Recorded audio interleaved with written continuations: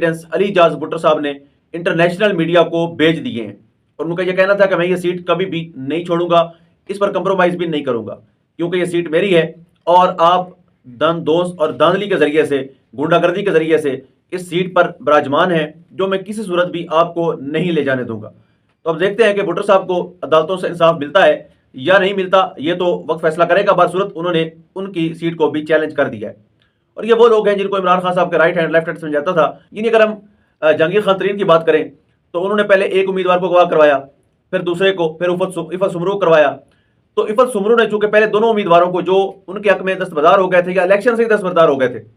ان کو اٹھا کر اپنے ساتھ ملایا اور اپنی کیمپین کو مزید مضبوط کیا۔ اس کے بعد جہانگیر خان ترین جو ادھر ہیومن رائٹس کی بات بھی کر جاتے ہیں اور خواتین کی بات بھی کر جاتے ہیں، ان کے حقوق کی بات بھی کرتے ہیں، اور ان کے بیٹے علی ترین بھی اس حوالے سے ان کے ٹویٹ ہمارے سامنے ہیں، وہ بھی کہتے ہیں کہ خواتین کے حقوق کا تحفظ